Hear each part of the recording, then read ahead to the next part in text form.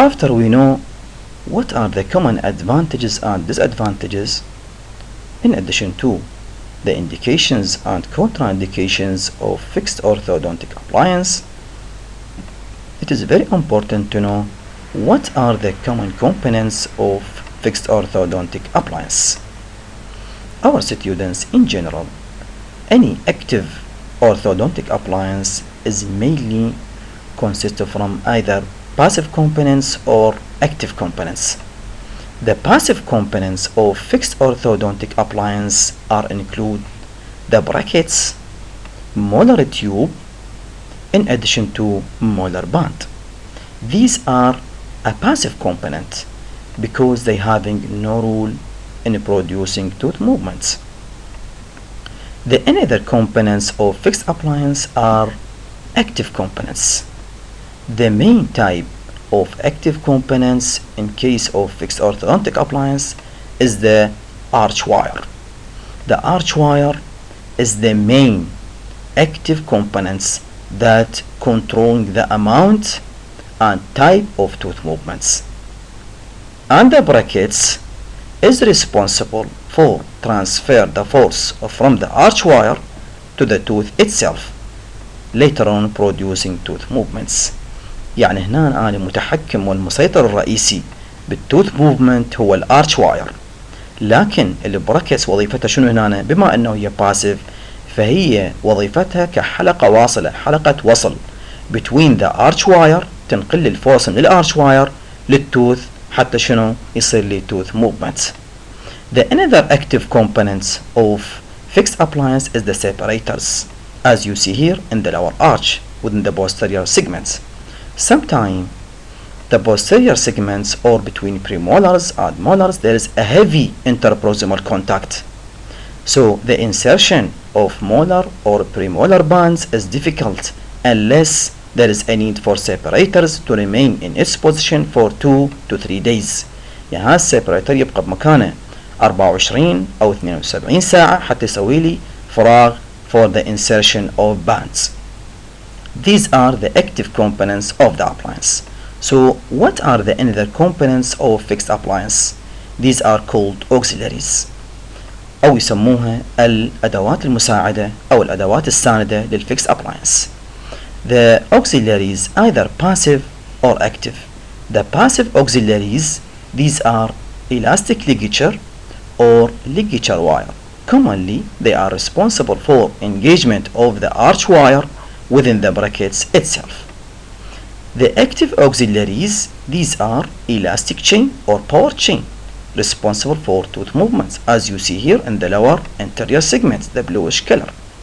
Also the elastics, either the intraoral elastics or extraoral elastics. As you know, in case of Delir mask or reverse pull headgear is needing an extraoral elastics, which is responsible for growth modifications of the upper arch in case of class 3 malocclusion. Here there is intraoral elastics. This is the pinkish color, which is called class 2 elastics. That is mean it is responsible or indicated for class 2 malocclusion, so it is called class 2 elastics. The other active auxiliaries are the coil springs, which is either open coil springs or closing coil springs. As you see here in the lower photo, it is called closing coil spring, responsible for closure of the space. So in general, these are the common components of fixed orthodontic appliance, which are passive components, active components, in addition to auxiliaries, which are either passive or active. Starting with the first type of passive components of fixed appliance, which is the orthodontic band. In general, the old orthodontic appliances are mainly fabricated from banding. When the banding of all of the teeth, whether the anterior or the posterior segment, so it can affect on the aesthetic of the patients, as you see here in this slide, and commonly is uncomfortable for the patients. Also, after the removal of the orthodontic band from the patient's mouth after treatment with fixed appliance, there is a space between the teeth. Also, such a procedure is uncomfortable or is time consuming. So these are considered as a disadvantages for orthodontic banding. So what are the indications of orthodontic banding? First, when there is a severe rotation, when the rotation is 90 degree or more than 90 degree. Also, when there is a need for buccal and lingual attachments, especially when there is a crossbite. As you see here in the lower part of the slide on the right side, there is a crossbite within the first molar. Also, when there is a need for heavy intermittent forces, especially in case of molars. As you know, molars commonly receive heavy forces, especially when there is a combination between the fixed appliance and the extraoral headgears. And as you know, the extraoral headgears are mainly inserted within the molar tube. The other indication, teeth which having short clinical crown, and in case when the tooth is short, it is difficult to assess the precise position of the orthodontic brackets, so there is a need for orthodontic bands. These are the common indications of orthodontic bands. Banding of teeth in general is commonly passing through different steps. The first step is the separation of teeth.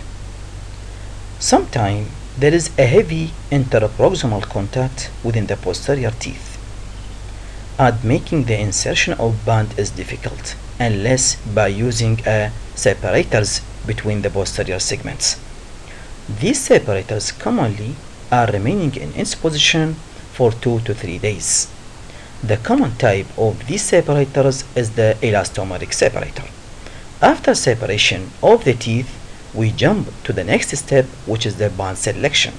We should select the precise band for each individual tooth. After the selection of band, so we will cement such type of band for that tooth by using either the polycarboxylate cement or by using the zinc phosphate cement. So these are the common steps of banding: separation, band selection, and cementation of orthodontic band. The other passive components of fixed appliance is the brackets.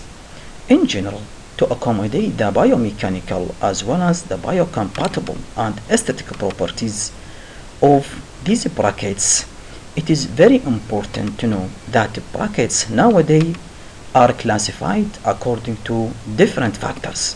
First, according to a specification of the slot and according to their slot size, in addition to according to the bracket material itself. So what we mean by slot؟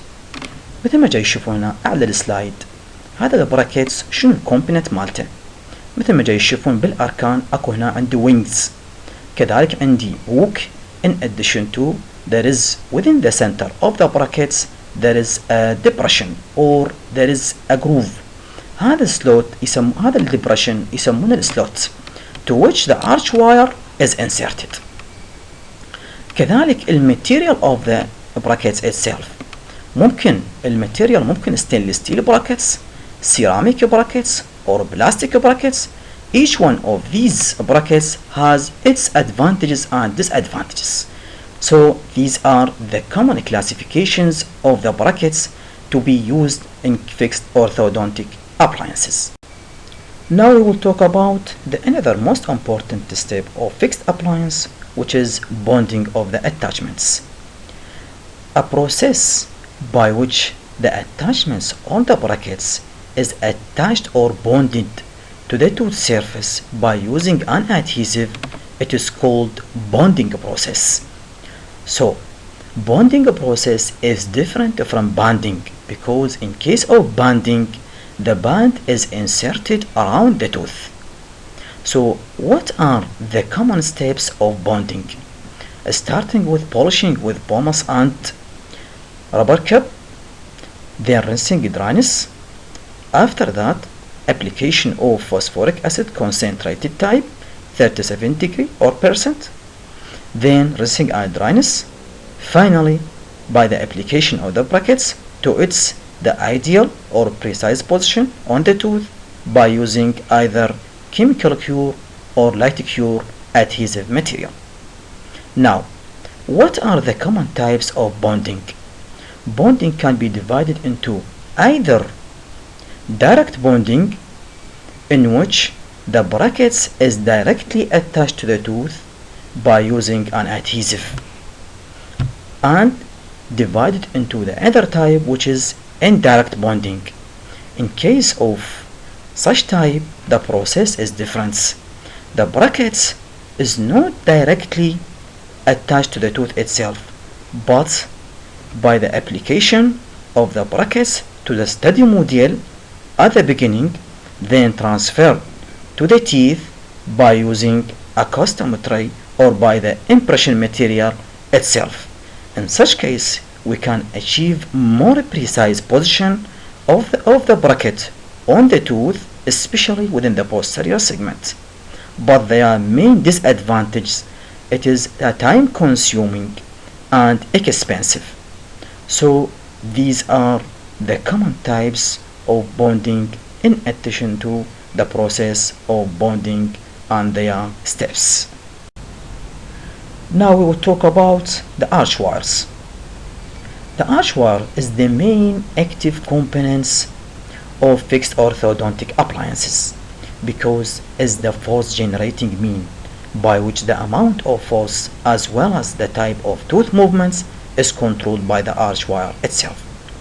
However, the amount of force producing by the arch wire is determined by the following: by the material of the arch wire or from which the arch wire is fabricated. Some types of arch wires are fabricated from stainless steel material, so it can give a heavy amount of force. But some types of arch wires are fabricated from nickel titanium material, so it can give a light force on the tooth, which is a key point in case of fixed orthodontic appliances. The next point, which is cross section of the arch wire. Some types of arch wires are fabricated to give a round cross section or rectangular as well as square cross sections. Each one of these arch wires are indicated for certain cases. As example, in case of round cross section is indicated for light amount of force, while in case of rectangular or square arch wire are indicated for heavy amount of force, especially in case of when there is a need for talking tooth movement or bodily tooth movements. The last points of selections of arch wire, which is the arch form, because some types of patients having an oval arch, so it is indicated for oval arch form arch wire, and some types having a wide arch, so it is indicated for a wide arch wire. All of these factors should be considered in our minds before selection of the arch wire for each patient. طلابنا مثل ما تعرفون انه after the premature extractions of the primary molars, sometimes the first molars are drifted forward, leading to loss of the space for the second premolars. So there is a need for a mean to prevent such movements. Also, sometimes in case of class 2 malocclusions and there is a need for correction of overjet. So after the applications of active force on the anterior teeth, this will lead to generation of reactionary forces on the posterior teeth or on the molars, leading to their unwanted movements, leading to part of the space will be closed by the posterior segment, which is unfavorable. So both of these cases are indicated for using either the palatal or the lingual bars. Both of these bars are fabricated from a heavy gauge wires that connect the contralateral molars across the palate or across the lingual aspects of the lower arches. So either to stabilization of molars in its position, so it can be considered as a space maintainer, or for the reinforcement of anchorage to prevent the unwanted tooth movements of the posterior segments. One of the common uses of fixed orthodontic appliances is the correction of buccal crossbite by arch expansion. So what are the common orthodontic appliances that are indicated for expansion? First is the quad helix appliance.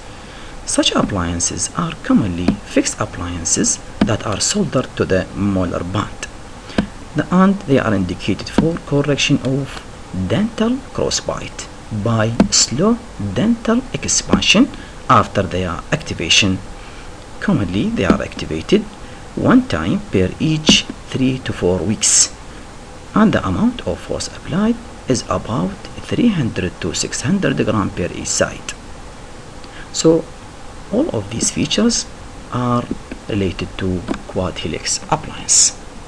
The another most effective and efficient expansion appliance is the Harax appliance. Harax, it means the acronymous name for hygienic rapid expansion. Commonly is indicated for the correction of skeletal crossbite by rapid skeletal expansion, and commonly in a growing patient, and sometimes can be indicated for adult patient. So it can be activated either twice daily or twice weekly according to the age of the patient, and the amount of force applied is about 1000 grams per each side. All of these factors are enough to open the mid-palatine suture.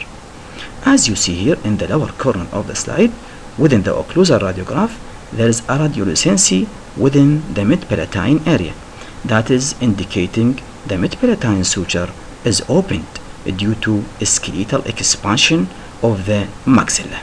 So these are the common properties of Harax appliance. Finally, what are the stages of fixed orthodontic appliance treatments? First is the leveling and aligning stage, by which we can achieving vertical tooth movements, either apical tooth movement or extrusive or inciso-occlusal tooth movements, and also by achieving labiolingual tooth movements.